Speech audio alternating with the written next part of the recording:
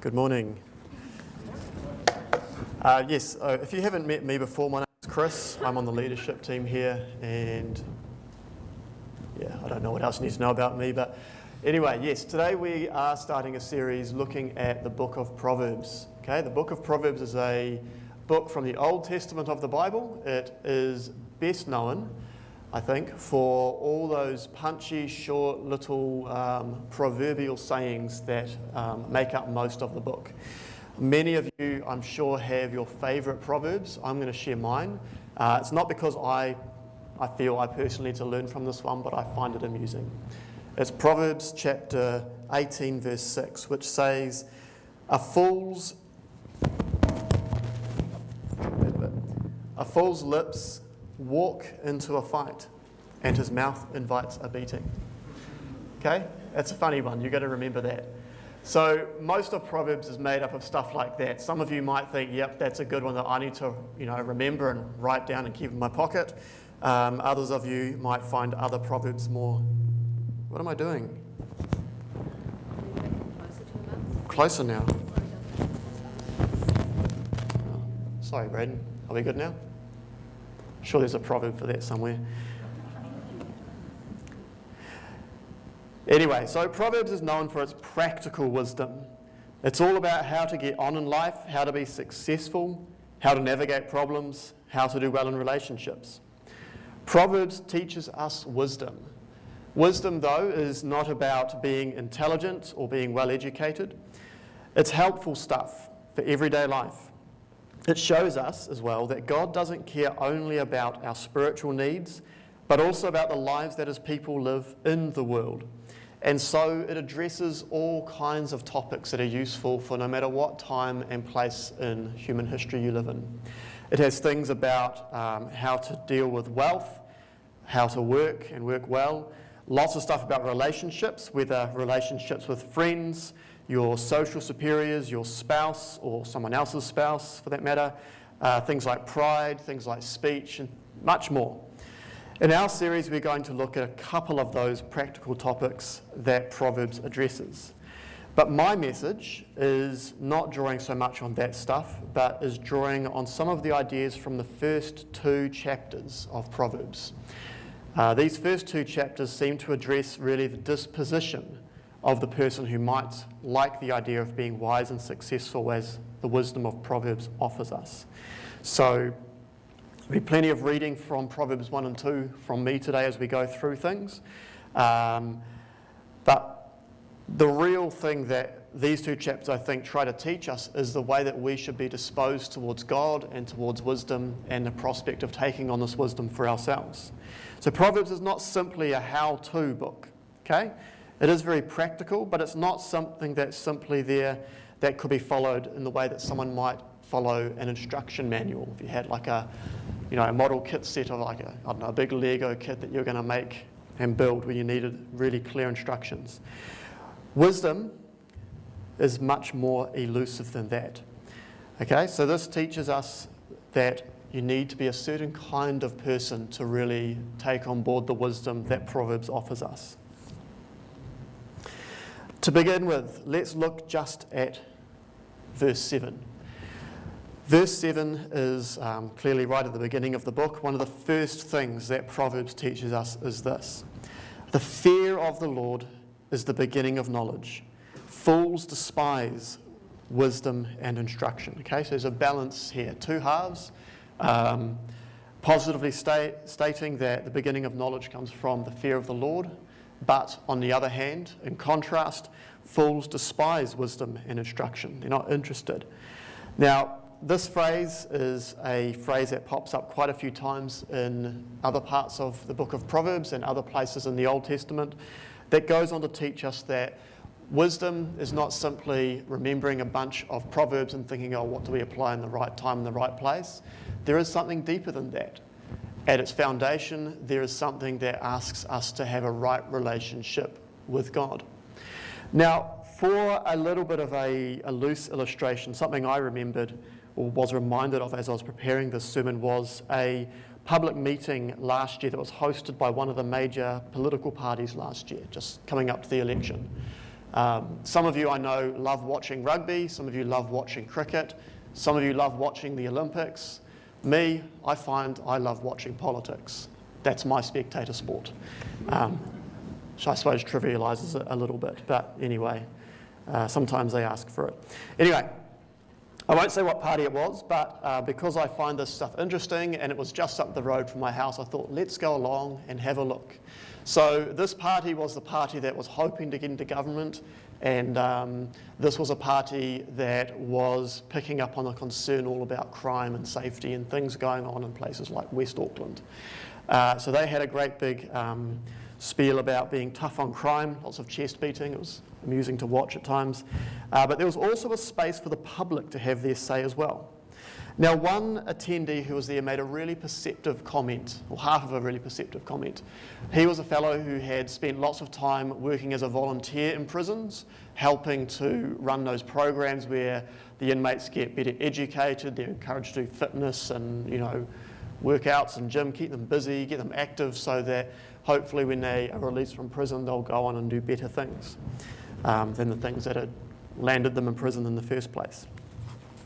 However, he noted that very often all these programs that they did would just lead to these inmates being better equipped and better educated to be able to pull off some of the crimes again once they were let out.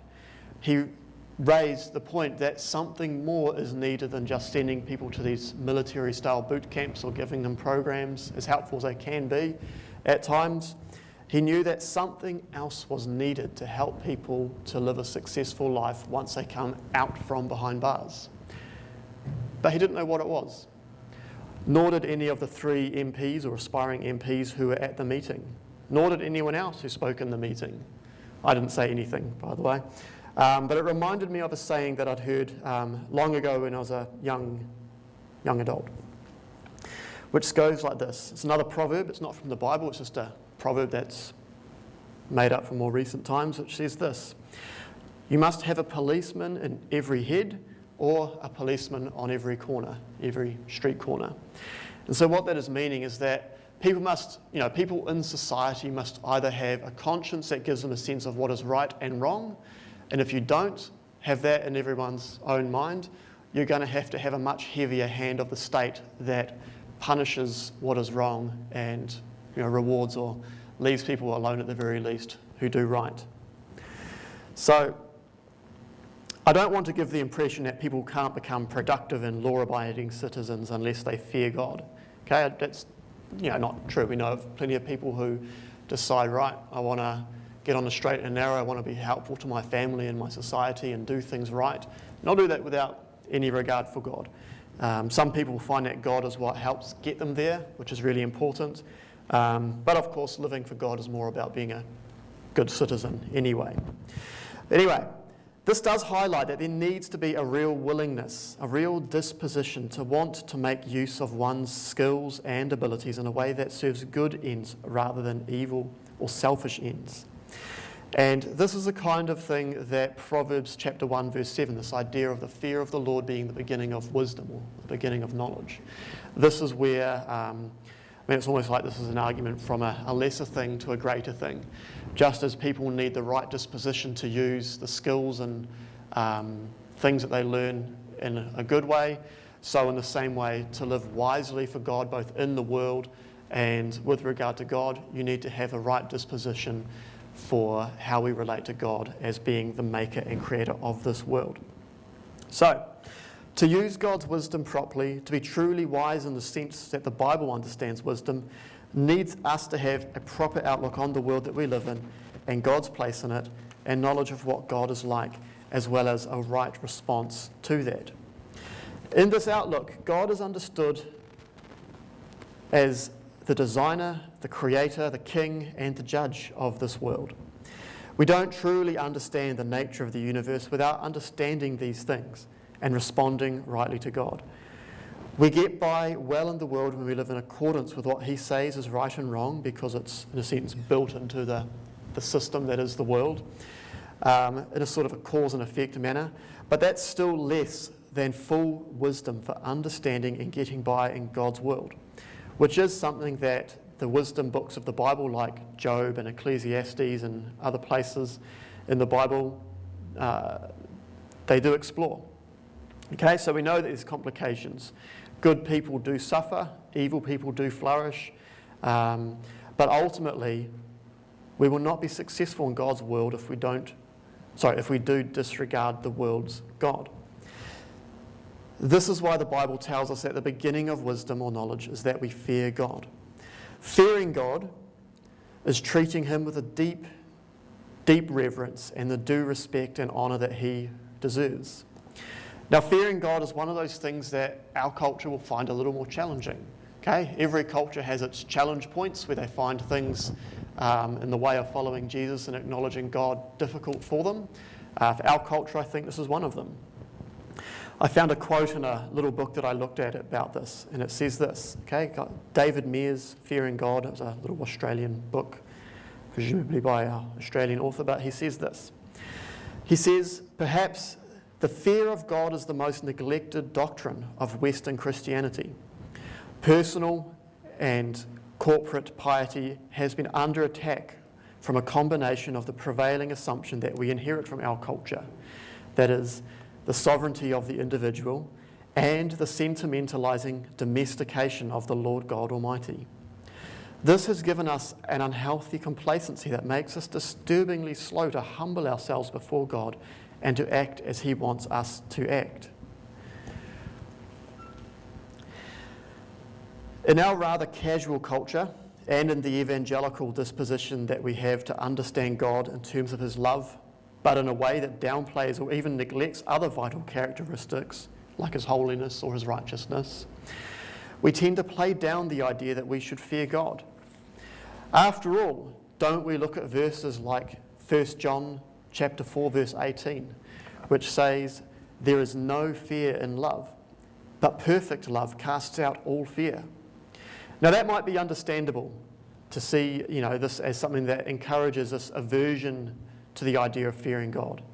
But if we keep reading the verse, we see there's a bit more to it.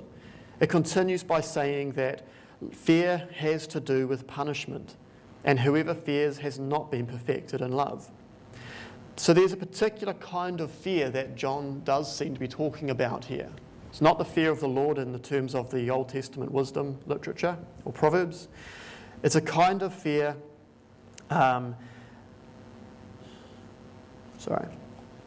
It's not a fear, I'm just going to read it again.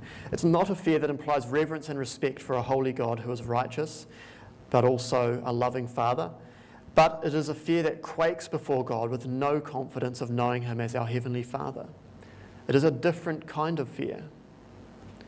On top of that, there are places in the Old Testament where the fear of God is shown in a very positive light.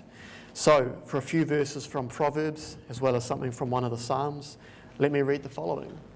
In Proverbs chapter 3, verses 5 to 8, we read that we must trust in the Lord with all your heart and to not lean on your own understanding. And it continues, don't be wise in your own eyes. Instead, fear the Lord.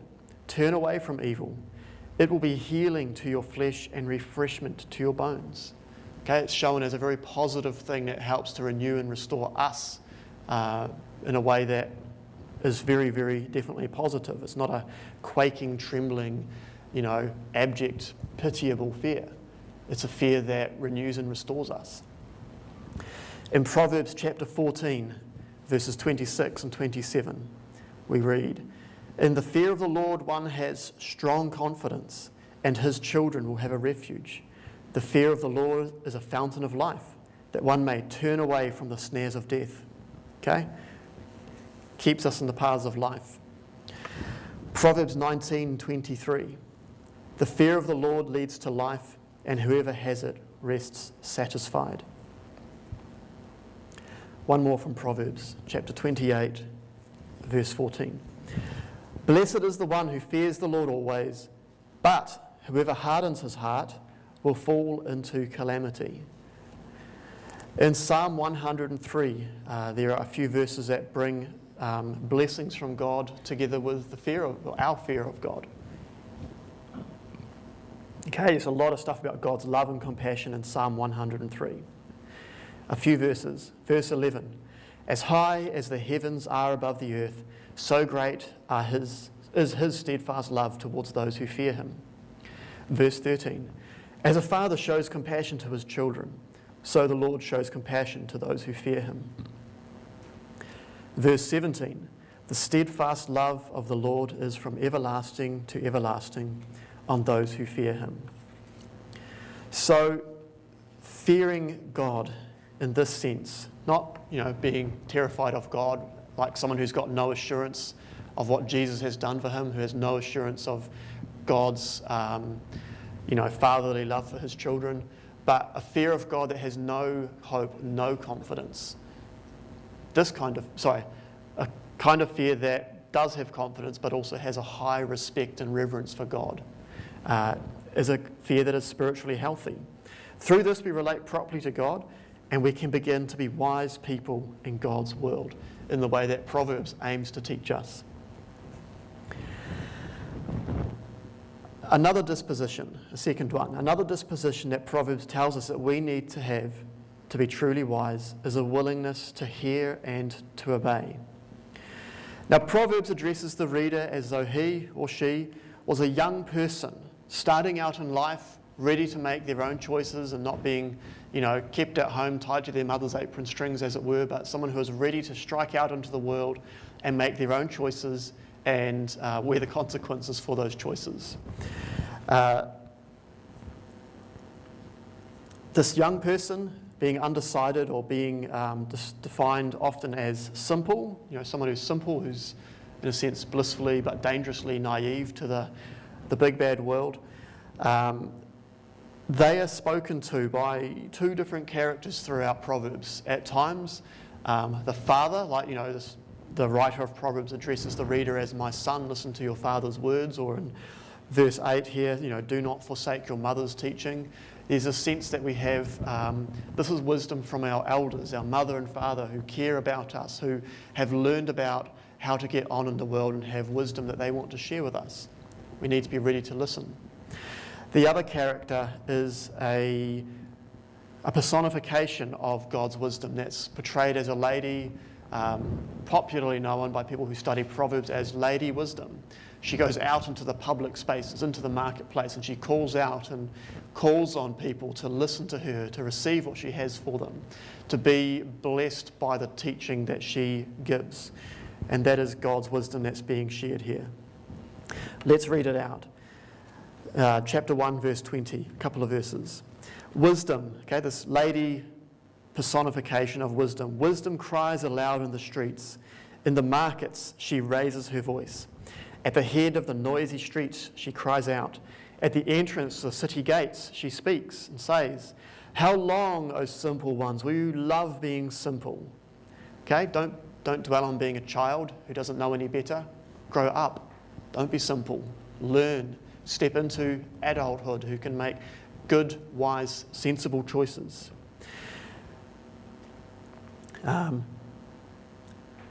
And she also asks, how long will scoffers delight in their scoffing, and how long will fools hate knowledge?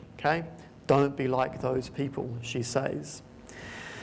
Both of these characters, the father and the mother together as one character, and the Lady Wisdom, both of these characters urge the readers to pay very careful attention to their words and to obey them when they call.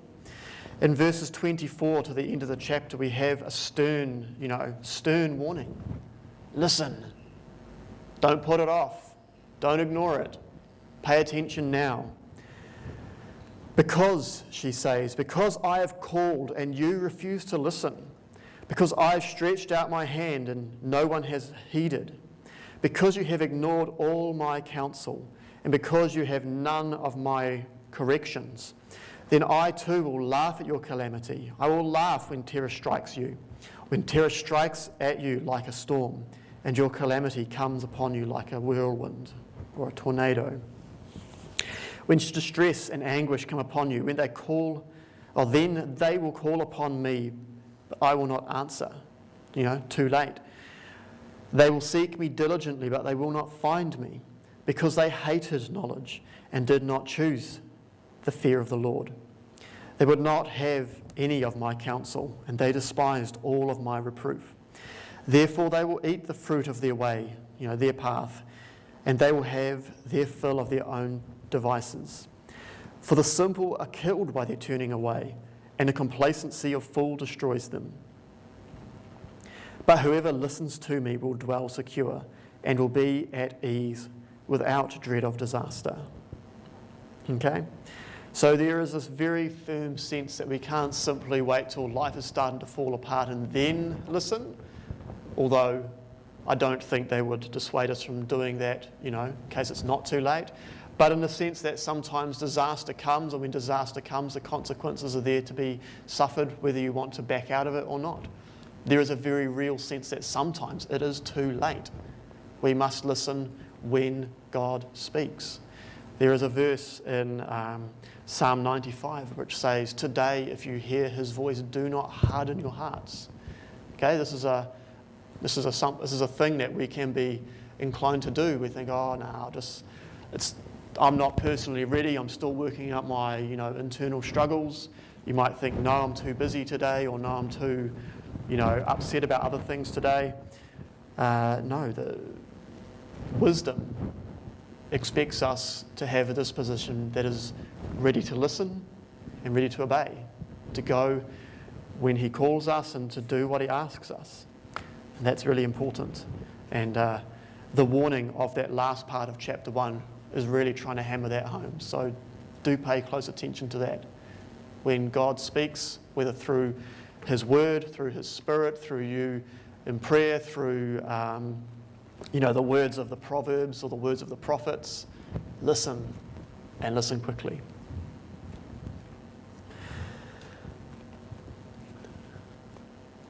The third disposition. The previous point had assumed that you know and understand what you need to do, and it urges you to actually do it. But the next point is for those who don't yet understand things. It's for people who know some things, like it says in verse 1 of chapter 2. If you receive my words and treasure up my commandments with you. It's the sense that you have these things, but it goes on to imply it's like you don't really quite understand it as well as you know you ought to. There is more that you need, that you haven't got. Okay? This second disposition, or this third disposition I should say, urges us to search for insight, to seek understanding. Now, it's worth broadening this out here, I think. Ask yourself, okay? I'll ask you, don't have to tell me, but you can ask yourself and answer it. Is there something about God or the Christian life that you know that you just don't get? It might be some important concept that you don't understand, right? I remember many years ago with a young adults group that I had ages back, before I was even married, a long time ago now. Not as long as 28 years back, but feels like a long way ago for me. But there was a young woman who was part of the group who was from a Christian family. She used to come to this church actually a long time ago. She understood the concept of God, but she just couldn't really get Jesus. How is he important? How is he God's son? What is the Trinity, the incarnation? She couldn't make sense of that. And maybe some of us find this a struggle as well. There's certain things that we learn about the Christian faith that are a struggle. We might think, okay, that's what they believe, but how does that work? I can't grasp it for myself. Or it might be something that's more practical. How do I really pray and have a deep, close fellowship with God in prayer? I know how to say prayers, I know how to pray for help and give thanks to God, but how do I really step forward in prayer to press into him, to really adore and acknowledge his awesome majesty, and to be someone who walks with him every minute of every day? Sometimes these things, maybe often, these things evade us. And so I think Proverbs chapter 2 suggests some actions that are really helpful for reflecting on. Okay, whatever it might be. It might be really understanding the wisdom that Proverbs give us. It might be understanding the deeper teachings or practices of the Christian faith. But Proverbs chapter 2 verses 1 to 5 gives us a bunch of things that are really helpful. All right. So here are some actions. We are told that we must receive. Okay? To receive is to agree and to remember what you have been taught. Okay? Take it. Don't just ignore it. Don't forget about it. Receive it. We're told to treasure it up. To treasure something up means that we value it. We store it and keep it for later use because we know we're going to need it or want it. And perhaps we hold on to it because we know that even though we don't see its value now, we know it's going to be useful for us one day when we figure out how to make use of it. So we hold on to it for future times. We're told to make our ears attentive. To do that, we need to pay attention to what we're taught, but don't yet understand. We're told to incline our hearts, which is to make ourselves disposed towards doing the things that you're trying to understand. Okay? Getting your heart in the right place to start. We're told to call out and to raise our voices. And that is, for if understanding does not come immediately, we must put in more effort. How often do we try and fail and go, oh, that didn't work, I won't do it again? This tells us to do the opposite. Try again, try harder, ask louder, ask more persistently. Call out for help. Ask people who do understand to help you. Ask God and pray for some clarity about what is unclear to you or what is hard. If you find it really difficult to have long, deep communings with God, or find it tricky to read a theological book that you think might be helpful for yourself, or to study the Bible on your own, or to simply grasp the reality or the importance of God, then this is where the effort might need to be put into. It tells us also to seek and to search. Okay? Effort. We must work. This compares our searching to searching for silver, searching for hidden treasure. The comparison to real treasure suggests that the wisdom that we seek is really valuable, and the diligence that we should search for it with is worth all the effort that would put into it.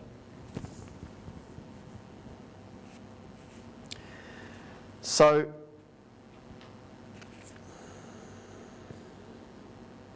sorry, one sec.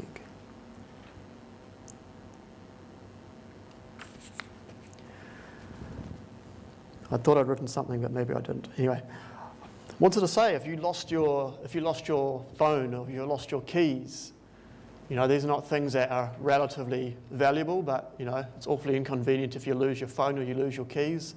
Think of the effort that you go to go and find lost keys or a lost phone, right? We do a lot of work for lost keys, don't we? Think about something that's so much more valuable than simply your keys or your phone.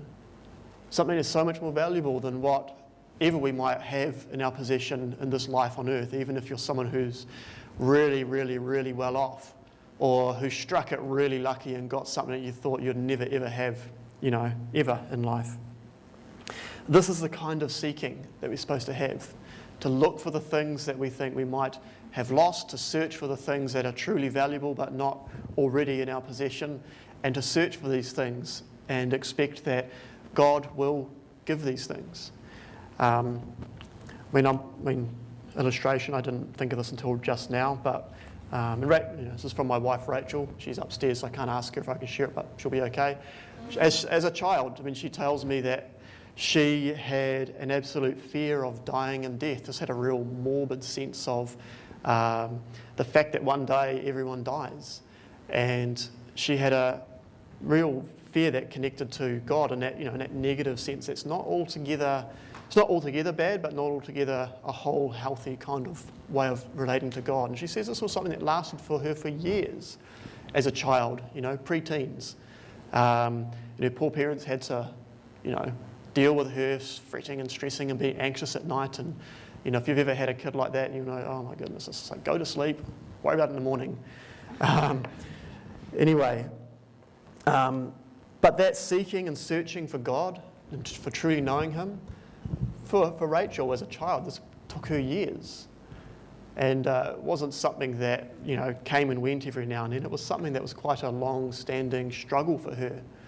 And so for all of you, anyone listening on the camera as well, our searching can't just be we sort of struggle with it for a few hours or a few days or a few weeks and then think, nothing happened and let's just give up and forget about it. The searching could be something that takes a long, long time. And sometimes, there are stories in, I love church history, you guys know that. Sometimes these searches go on for many, many years for people. So don't be discouraged. Think about it like treasure. If you had to search, if you're told yes, it'll be there for you, but if you had to search for something like, a house deposit, you'd search. It'd be sweet, it'd be great to have a house. You'd keep looking. Anyway, so chapter 2 really highlights the importance of having a disposition that is willing to search out and to seek insight and understanding of the things of God and of His ways that you struggle to really grasp.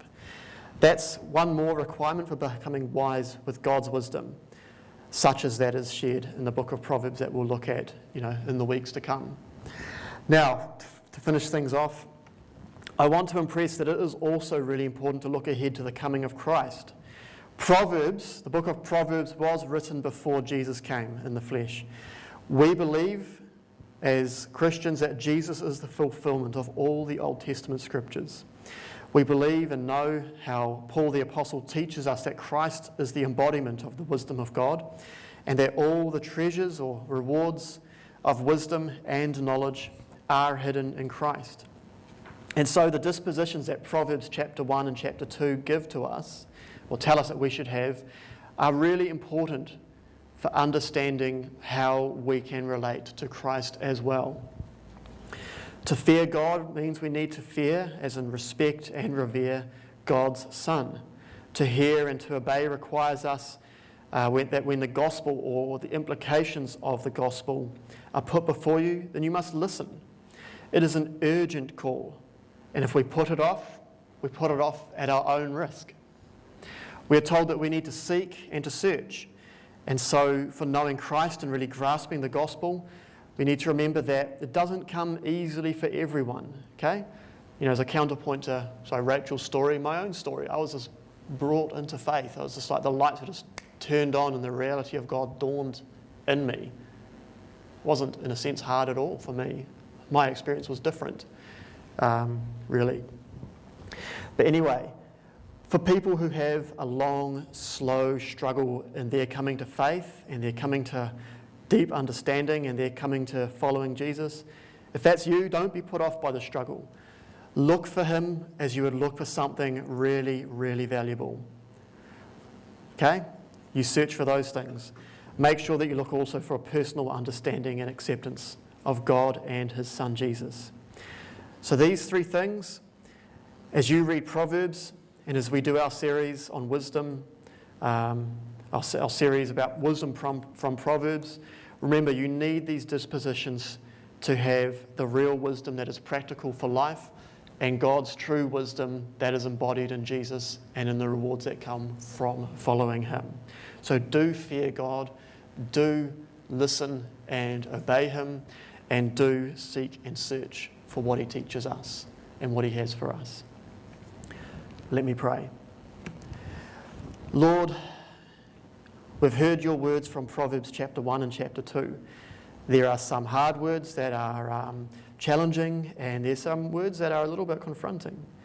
But please give us a heart that we may fear you and be ready to listen to you and obey you, and also to look for you when you are not so obvious and apparent to us. Please let us know you and your Son Jesus Christ, so that we may wisely walk in His ways and lead others to do likewise. Thank you for your words. Thank you for your Spirit. Thank you for our fellowship.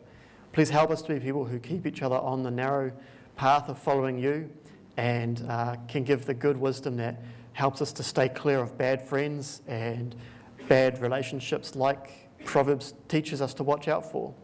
We have some real challenges in life, as every age and stage of human history does, but we want to pray for those of us who are still young and still working out their way in life. Please keep them following you and away from danger and away from bad choices. Help them to see the bad choices for what they are and to see the reward that comes at the end of the road, that is the good choices, which might be harder and might be longer and might be not as exciting at times.